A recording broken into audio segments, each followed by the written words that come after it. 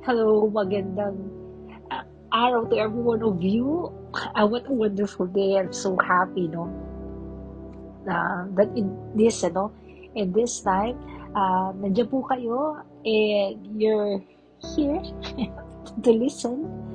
Alam niyo po, in this season, in, in, in this season, the Lord has placed into my heart because I just tried new platform. Alam niyo, actually, when I was praying, doing some schedules in the calendar of our LVG ministry, I really saying na God, uh, ano ba yung new things that we can offer sa season po. And I decided to make a TikTok, pero inyo, to make a TikTok.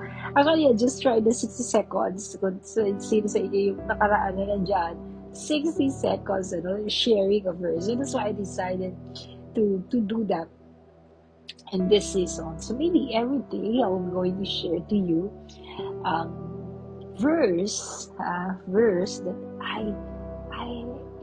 sabi ko nga, verse that touches my heart and my spirit.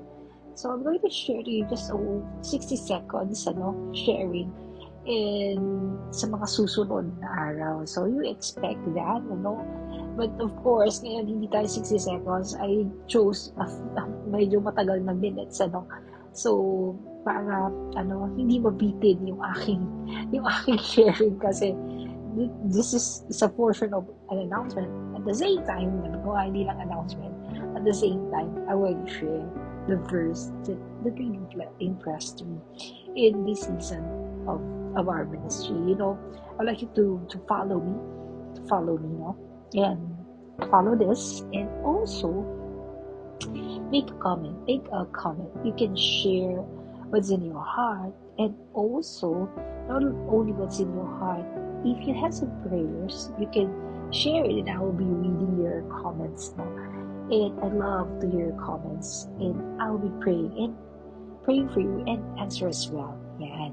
So this season, ito po yung ating mga bits and nuggets na ating gagawin in our ministry. So I'll be doing TikTok. Wow, LBJ in TikTok.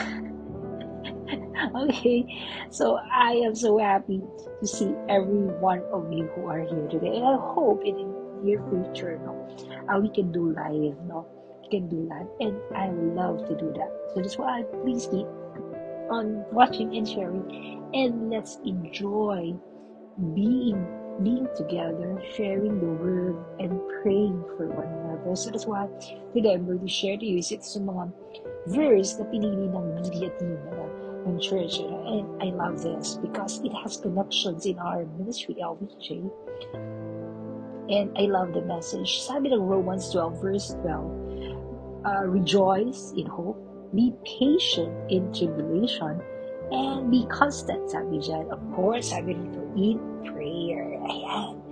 I love this, But when this was sent to me, agad-agad, yun, sabi, gusto ko itong verse na to. I like it.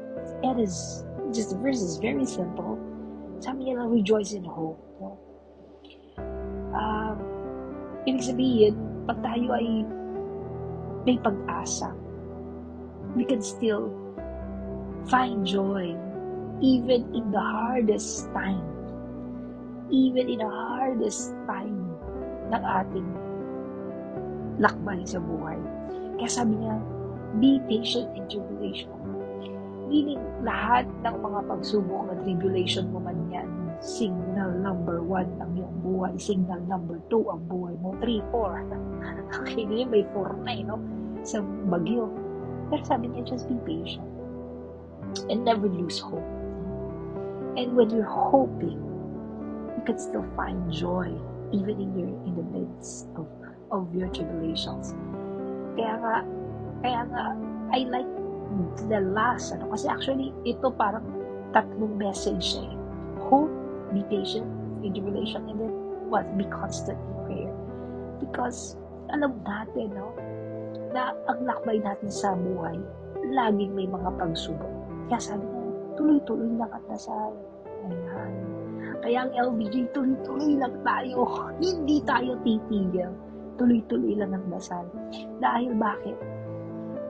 Dahil kada tayo mananalangin, nakakakuha tayo ng pag-asa.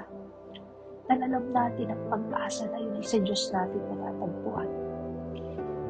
Na kahit anong man yung mga pinagdadaanan natin, alam natin na mayroong Diyos na siyang yayakap at sasandan sa ating buhay. So that's why today, this might be the message of the Lord came. Never lose hope. Just be patient. God will answer you sa iyong mga pinagdadaanan at iyong mga dasal. At sabi niya, huwag kang hihinto. Be constant in prayer. Be constant in prayer and just pray. So today, God wants you to pray. Never lose hope. And just trust the goodness of God. Maybe I would like to make a very short prayer for all of you today. So today, Lord, oh God, I come before thy presence and thy throne, asking, Lord, oh God, to everyone who is here today who is losing hope, I pray, restore the joy in hoping in you in the name of Jesus. I also pray, God, that those who is going through tribulations, Lord, I pray, give them patience. And that they will never, Lord, oh God, lose hope. Because we know, Lord, that you will answer. I pray to those, Father God, huminto na sa pagdadasal because of what they're going through. In the name of Jesus, I pray. Restore the joy, God, of coming into your presence. And I pray that as they come into your presence today, as they, Lord, oh God, present to you their problems sa kanilang mga pinagdadaanan, I pray, God, patakbuin mo ito ngayon. I pray that you will answer.